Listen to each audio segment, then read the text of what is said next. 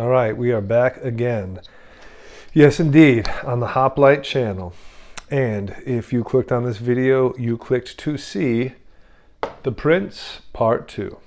Okay, yeah, so we concluded Niccolò Machiavelli's The Prince Part 1 in the previous episode, and we are here for the sequel, Part 2. I appreciate everybody who is coming back after watching the first part. Thanks much. Hope you enjoyed it. I enjoyed doing this series, and hopefully you'll get something out of the second part and the final part, Part 3, which I'm hoping to get out here in the next week or two. Want to get these fired off sooner rather than later, because I like when they're fresh in the mind. So anyway, I concluded Part 1 with the Prince, and I said I would go into more of the background as to what was going on in Italy during Machiavelli's time as he was composing The Prince, and what possibly gave him the motivation to write it. So I mentioned that there were two powerful families in Italy at this time, and in particular in Florence, and they were the Medici family and the Borgias. So let's talk a little bit about this rivalry and Machiavelli's role in it. So we know the Medici family is one of the most famous names in Italian history. They were definitely Italian aristocracy. They embraced Italian culture, they paid their taxes, and they gave to charities. And they made big money in the banking industry. So yeah, the Medici family, they were like, the JP Morgan kind of equivalent for Italy in the late 1490s. But their rivals were the Borgias, and they were actually Spanish immigrants. In particular, they came from Aragon, and they immigrated to Italy, I want to say around like 1397. Yeah, it might have been that far back. I'll have to look it up. Again, this isn't a history lesson. I just did a quick search as to the rivalry here. But in any event, the Borgias and the Medicis, their rivalry really began around 1400. And it lasted a good 100 years. And both families have had members of their family in the papacy. So each of these families have had sons who became popes, and even daughters who became princesses or duchesses or what have you. So, but the Borgias actually were not native Italians. And actually, I believe Alphonse Borgia was the patriarch of the Borgia family. And when he moved the family from Spain to, I think Naples was where they resided, he changed the spelling from Borja, which would have been Borja, to Borgia, which was Gia. Obviously, sounds more Italian. But these folks, they gave little to charity or did not consider themselves part of the Italian cultural effort. They embraced Italy obviously as home, but obviously being Spanish immigrants, they didn't have the same connection that the Medicis had to Italy. But they made big money, and mostly in government. So I mentioned Alfonso Borgia. He was a political figure in the Spanish aristocracy, and secured a lot of influence, a lot of property, and moved the family to Naples to increase the family wealth in Italy, because they had amassed much in Spain. So it was through government, I guess you would say, kind of, politics was their banking industry, as the Medicis actually were bankers. So the Borgias were more politically inclined, the Medicis were more financially inclined, but they both paid attention to politics in Italy during the late 15th century.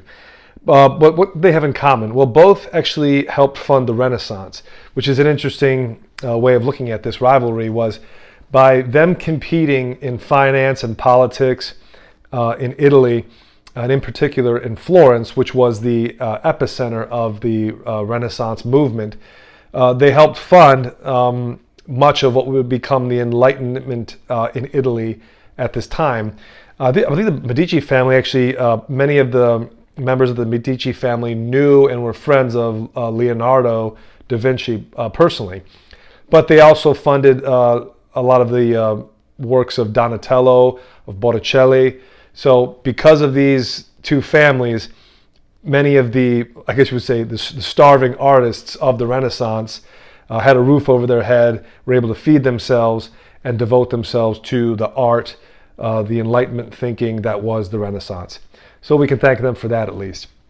But they also paid off Italian government officials so that they could, I guess you would say, pursue other avenues of income without interference from the taxman or from the laws, the courts and the lawyers. So none of them were what you would call saints, even though Rodrigo Borgia was Pope Alexander VI, and the Medici family had popes in their family. They definitely cut corners when they could. And they were definitely at war with each other politically, because during this time in Italy, there was a lot of money to be made, and you definitely knew who your competition was. And like any rival families, they wanted to be seen as the supreme family for their era. I guess a good cinematic facsimile for this would be the Corleone and the Barzini families, if you're familiar with The Godfather, parts 1 and 2. You can forget Godfather 3, it's crap. But Godfather parts 1 and 2, just, obviously, like probably two of the most well-known movies in American cinematic history, and for good reason, because it definitely does a fantastic job describing the power structures within a family, but also how those power structures were at war with other families. And in this case, I think the best example I can think of is the Corleone family, which are the main characters in the Godfather series, and their arch rivals, the Barzinis. Yeah, if you haven't seen Godfather parts 1 and 2, yeah, definitely go do that. This will give it more perspective. So, okay, that's fine. But where does Machiavelli fit into all this? Well, we know from part 1 I mentioned that he wrote The Prince specifically for Lorenzo de' Medici, who was then the Florentine governor. Okay, so here you have Machiavelli, and he's writing The Prince for one of the sons of the Medici family. But we also know, prior to The Prince, didn't Machiavelli serve as a chief diplomat during the Florentine Republic? Yeah, he did. And what happened during this time? Well, this was the government that replaced the Medici family after they were expelled from Florence. So why is Machiavelli writing a book for the son of the Medici family after they returned to Florence, and he was part of the government that basically helped boot them out? Well, Machiavelli was writing it hoping to get in the good graces of Lorenzo de' Medici and by extension the Medici family. He was essentially bringing it as a peace offering to the Medici, saying, hey, sorry about the whole Florentine Republic thing and your family got booted. That sucks. I wrote a book for you. It's called The Prince. It's really good. Please tell me what you think. So the story goes that Lorenzo accepted the gift graciously, but probably leafed through it and then put it up on the bookshelf and said, yeah, thanks, Niccolò, you can go now. And that was more or less the end of Machiavelli's political aspirations in Florence.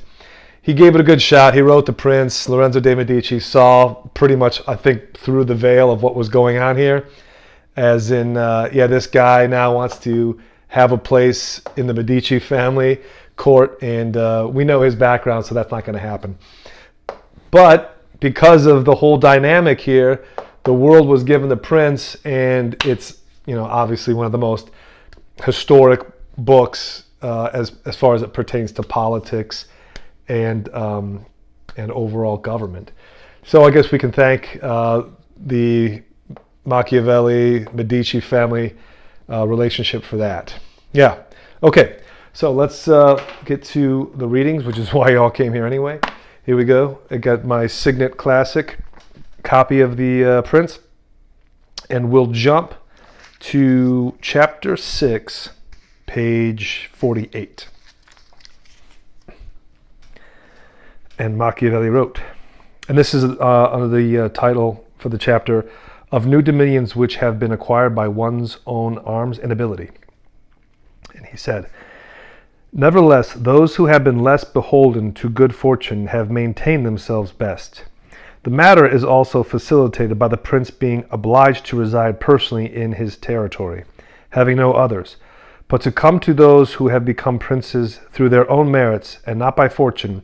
I regard as the greatest Moses, Cyrus, Romulus, Theseus, and their like. It was thus necessary that Moses should find the people of Israel slaves in Egypt and oppressed by the Egyptians, so that they were disposed to follow him in order to escape from their servitude.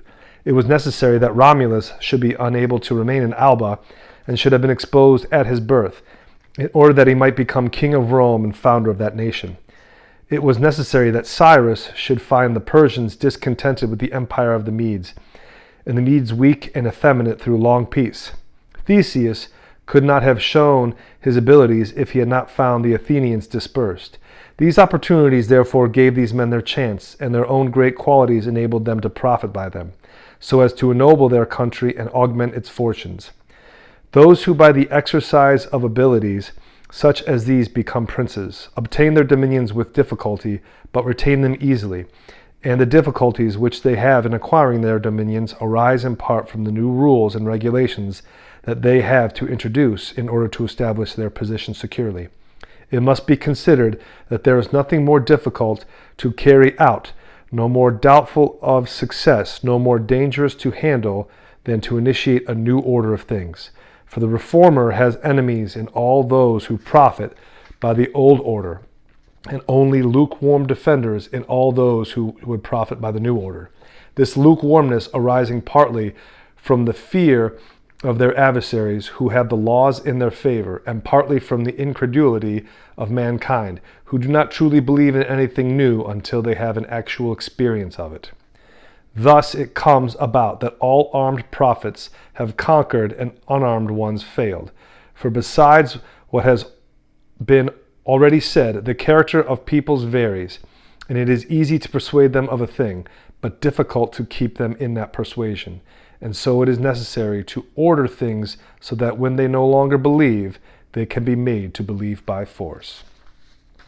Okay. So what is he saying here? Well, he's saying that in the old days, back in the old time, you had great leaders like Moses, Cyrus, Romulus, and Theseus.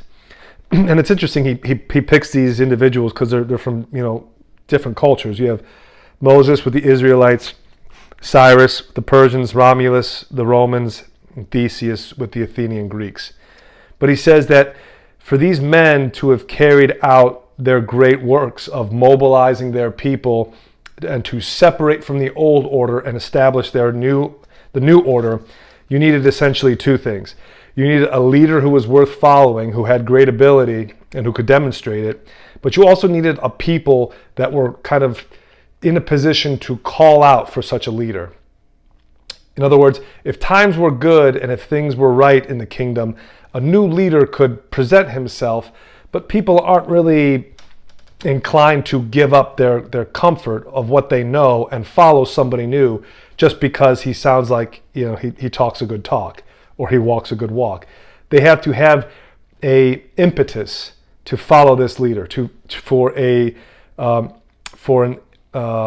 Moses to lead the Israelites out of Egypt and into Canaan. They have to have, a Ramses that's cracking the whip.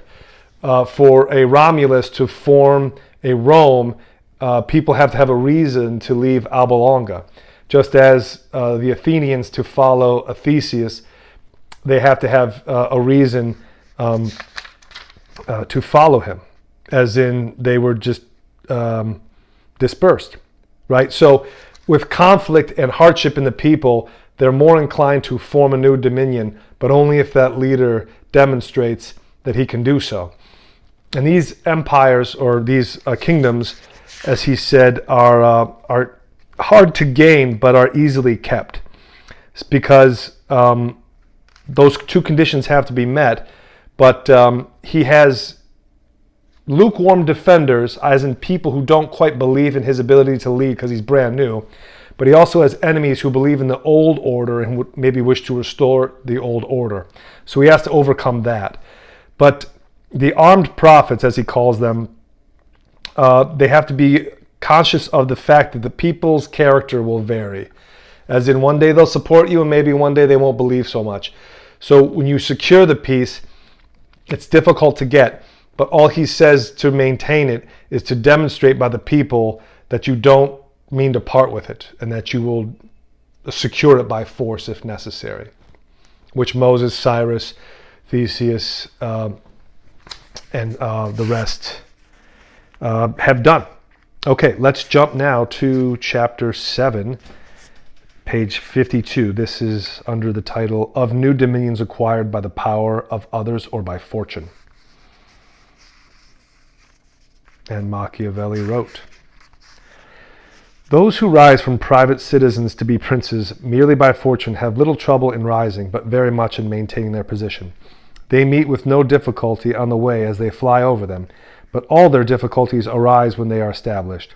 Such are they who are granted estate either for money or by favor of him who grants it, as happened to many in Greece, in the cities of Ionia and of the Hellespont, who were created princes by Darius in order to hold these places for his security and glory. They neither know how to, nor are in a position to maintain their rank, for unless he be a man of great genius, it is not likely that one who has always lived in a private position should know how to command, and they are unable to maintain themselves because they possess no forces friendly and faithful to them. Moreover, states quickly founded, like all other things of rapid beginnings and growth, cannot have deep roots and wide ramifications, so that the first storm destroys them, unless, as already said, the man who thus becomes a prince is of such great genius as to be able to take immediate steps for maintaining what fortune has thrown into his lap, and lay afterwards those foundations which others make before becoming princes. With regard to these two methods of becoming a prince, by ability or by good fortune, I will here adduce two examples which have occurred within our memory, those of Francesco Sforza and Cesare Borgia. Francesco, by appropriate means and through great abilities, from citizen became Duke of Milan, and what he had attained after 1,000 difficulties he maintained with little trouble. On the other hand, Cesare Borgia, commonly called Duke Valentine, acquired the state by the influence of his father, and lost it when that influence failed, and that although every measure was adopted by him and everything done that a prudent and capable man could do to establish himself firmly in a state, that the arms and the favors of others had given him. For as we have said, he who does not lay his foundation beforehand may by great abilities do so afterwards, although with great trouble to the architect and danger to the building. If then one considers the procedure of the Duke, it will be seen how firm were the foundations he had laid to his future power, which I do not think is superfluous to examine, as I know of no better precepts for a new prince to follow than may be found in his actions. And if his measures were not successful, it was through no fault of his own, but only by the most extraordinary malignity of fortune." All right. So he's more, it's kind of, I'll speak about the example he gives, but he's saying that, all right, so you've got the one hand, you've got the Moses, you've got the Theseus, you've got the Romulus. Those guys came from nothing. They were nobodies who rose to power because they were geniuses as far as leadership and in ability, and their people were in a position where they needed that leadership and they were craving it. Now you have a guy who's more or less a trust fund kid. He's kind of the person who's in a position of power by virtue of his birth or by inheritance or what have you, and the emperor or the king or the pope just gives him a region or a province to rule, and then just fills his coffers with money whenever he needs it. This individual attains his princedom easily, but is not able to maintain it as easily. And it's actually quite difficult because, as he says, things that form rapidly don't have the time to spread deep roots and act as support structures. Whereas the person who takes great effort and lays very rock-solid foundations for his kingdom and uses that time to cultivate those roots. That's difficult to obtain, but it's easy to keep, right? It's easy to keep a tree alive when it has a complex root structure holding it and nourishing it with water and nutrients. But for trees that grow rapidly, you probably won't get much of a lifespan out of those trees. They will spring up, and then the first storm could knock them over. He's saying the same thing is true about a prince who acquires his domain because of the fortune of others. And then he mentions Cesare Borgia, which is, of course, the son of Rodrigo Borgia, Pope Alexander VI, pretty much the counterpart to Lorenzo de' Medici, who was the son of Piero de' Medici. And Machiavelli is using this kind of like, he's sort of stroking Lorenzo's ego a little bit, saying, oh yeah, Cesare Borgia, yeah, he was the Duke Valentine, and his dad, Rodrigo Borgia, more or less gave him everything. And that's essentially why his fortune fell by the wayside, is because he didn't have the foundations that a prince needs to maintain his kingdom. Lorenzo probably read this, and if he did read it, and laughed a little bit, saying, okay, Niccolò, I know what you're doing. You're trying to make me feel good about myself, and mentioning that my father's arch rival, Rodrigo Borgia's son, Cesare, is an incompetent and a trust fund kid. But me, I'm different, right? Medici, well, Lorenzo was just as much a trust fund kid as Cesare Borgia was. But I think Machiavelli told this story, which Lorenzo was familiar with, as a tool to pump him up. Anyway, let's continue on to the next reading in chapter 9. This is on page 63, under the title of the Civic Principality. And Machiavelli wrote, but we now come to the case where a citizen becomes prince not through crime or intolerable violence, but by the favor of his fellow citizens, which may be called a civic principality. To attain this position depends not entirely on worth or entirely on fortune, but rather on cunning assisted by fortune. One attains it by help of popular favor or by the favor of the aristocracy. For in every city these two opposite parties are to be found, arising from the desire of the populace to avoid the oppression of the great, and the desire of the great to command and oppress the people. And from these two opposing interests arise in the city one of the three effects, either absolute government, liberty, or license. The former is created either by the populace or the nobility, depending on the relative opportunities of the two parties. For when the nobility see that they are unable to resist the people, they unite in exalting one of their number and creating him prince, so as to be able to carry out their own designs under the shadow of his authority. The populace, on the other hand, when unable to resist the nobility, endeavor to exalt and create a prince in order to be protected by his authority. He who becomes prince by help of the nobility has greater difficulty in maintaining his power than he who is raised by the populace, for he is surrounded by those who think themselves his equals, and is thus unable to direct or command as he pleases. But one who is raised to leadership by the popular favor finds himself alone, and has no one or very few who are not ready to obey him. One, however, we'll stop right there. I skipped ahead. Okay, so he's beginning here with the idea of a civic principality, which is essentially where some lucky guy, some John Q. Public, Joey Lunchpail, becomes a prince, and he's one of the fellow citizenry, and he does it through the favor of his fellow citizens. And Machiavelli says that in this case, there's three ways it could go. Number one, you have absolute government, liberty, or license.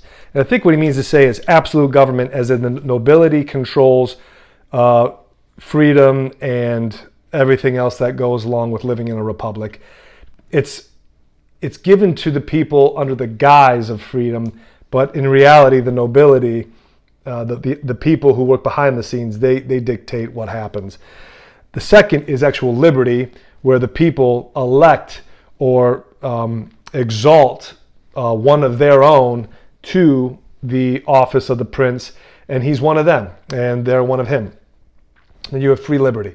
And then there's license, which is kind of like a middle ground, where the nobility sort of controls things, but they don't go too far because they know if they push it, the prince could always side with the populace and overthrow the nobility. So there's this kind of balancing act. But he says, he who becomes prince by the help of the nobility has greater difficulty in maintaining his power than one raised by the populace, for he is surrounded by those who think themselves equals, and is thus unable to direct or command. Right, so when the nobility raises you up and makes you the prince, you're pretty much their puppet. They think they're your equals because they kind of are. You wouldn't be there but for their aid, but for their money, but for their influence. Kind of like Rodrigo Borgia lifting up his son Cesare Borgia and doing it as Pope Alexander VI.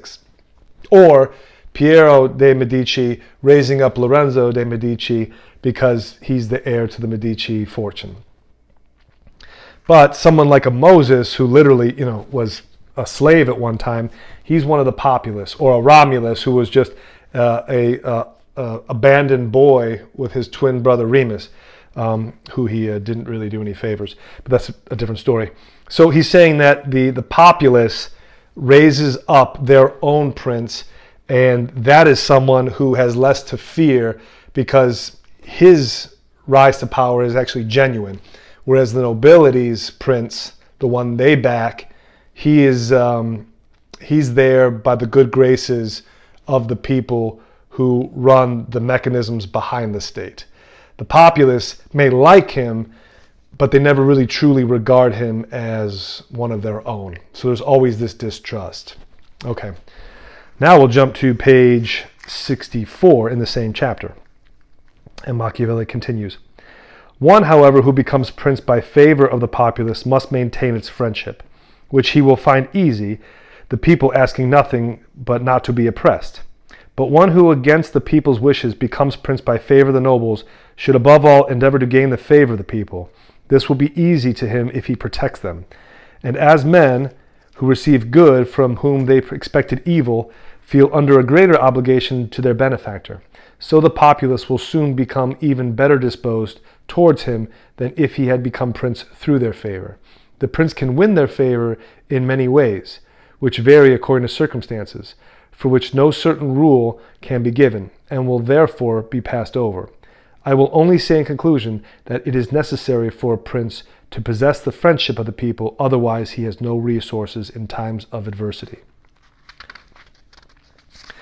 Therefore, a wise prince will seek means by which his subjects will always and in every possible condition of things have need of his government, and then they will always be faithful to him.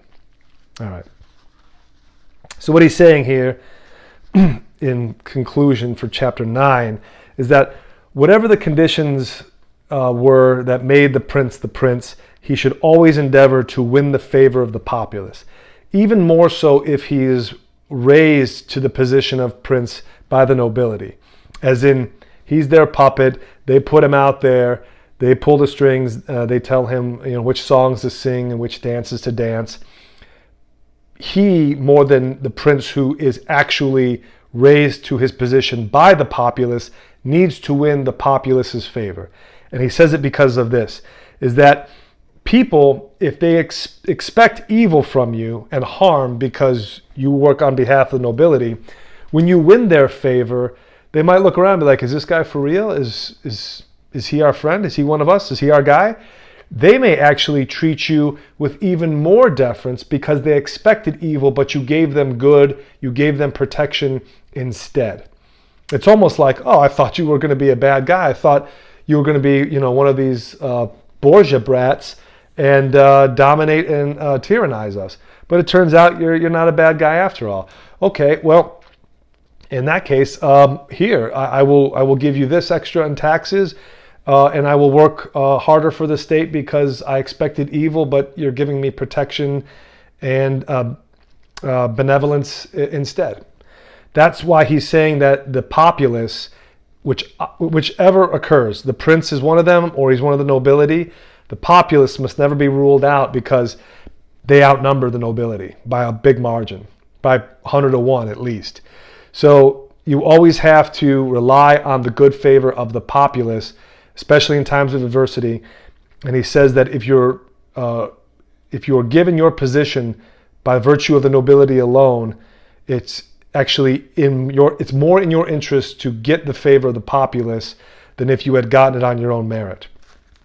For he says that a wise prince will seek means by which his subjects will always and in every possible condition of things have need of his government, right?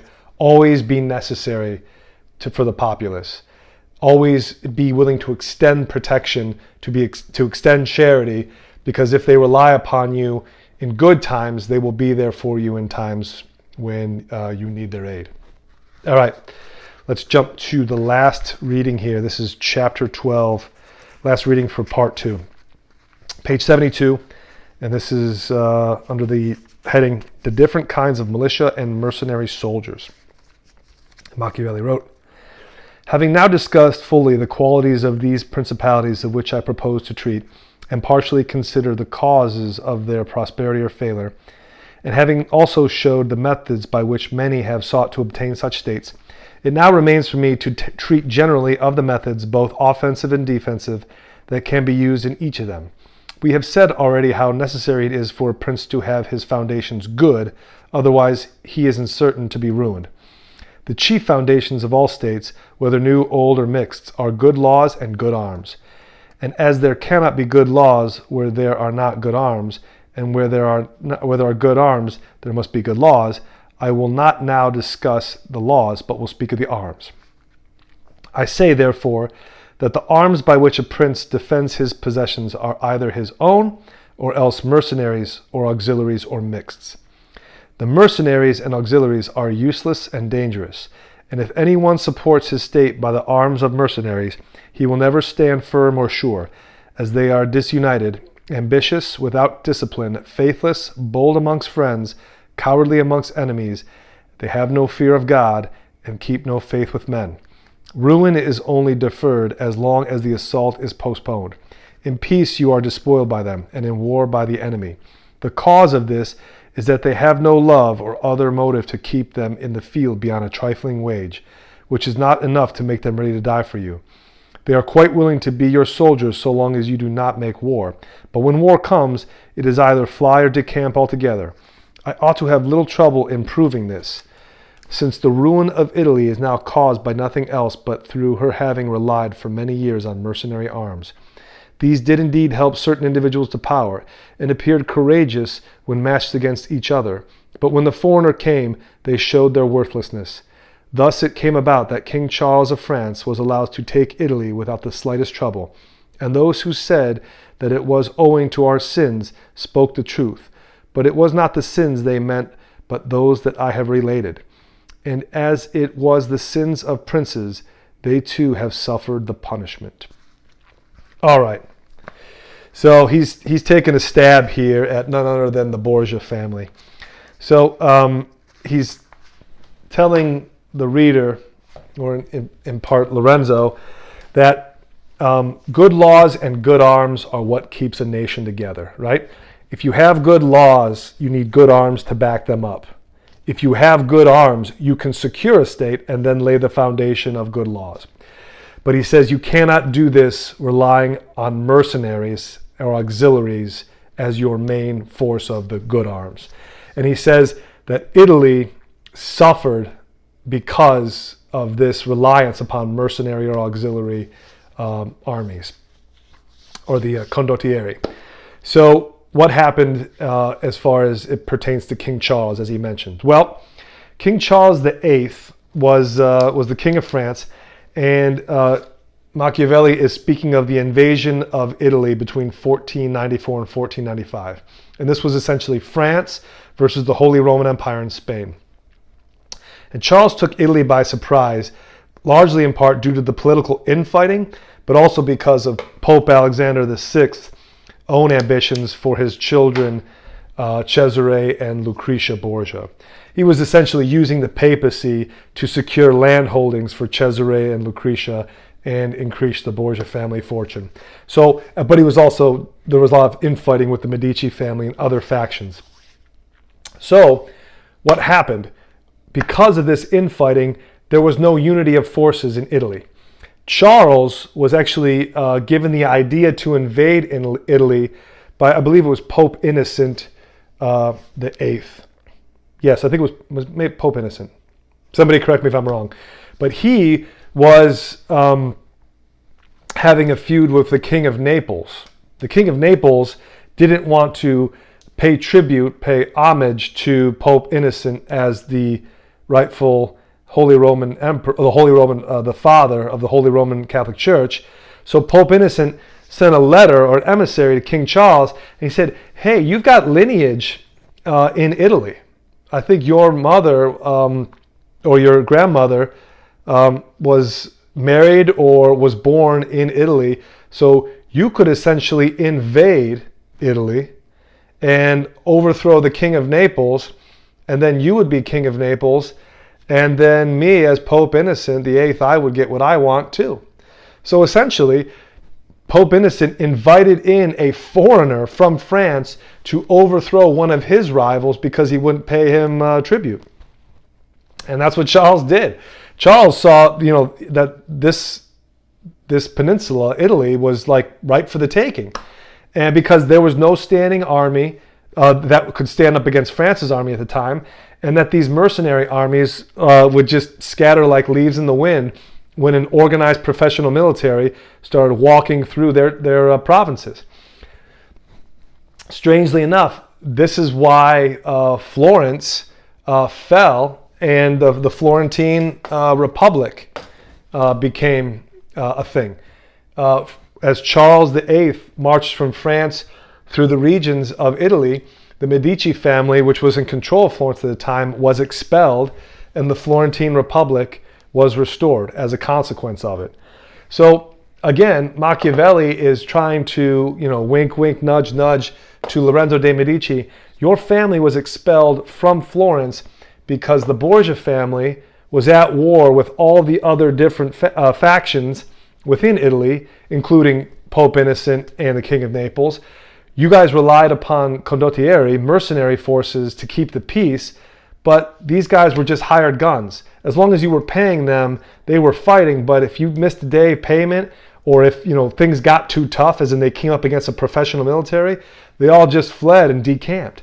So he was saying to Lorenzo and the readers of The Prince, good arms and good laws are what you need to maintain a kingdom. And you cannot rely upon mercenaries or auxiliaries to be these good arms. Because Italy did this, your family was overthrown, this guy screwed it up for everybody, and King Charles from France, as a foreign power, waltzed through Italy almost unopposed. And that was Machiavelli trying to give Lorenzo another lesson, which I'm sure Lorenzo's family was very well acquainted with, seeing as how they were at the brunt of King Charles VIII's military when they came. All right, that'll do it for part 2 of Machiavelli's The Prince. I appreciate your attention once again. If you're still here, that's awesome. Part 3, I'm going to talk about the legacy of the Prince and Machiavelli, the man. And we'll wrap it up with the final readings of his great work. If you're liking this series, The Prince, please give it a thumbs up. If you're liking the channel overall, other videos I've done, that's great. I could always use new subscribers. If you want to share this with family, friends, or people who you think might be interested in this topic, please feel free to do so. Until then, and as always, take care.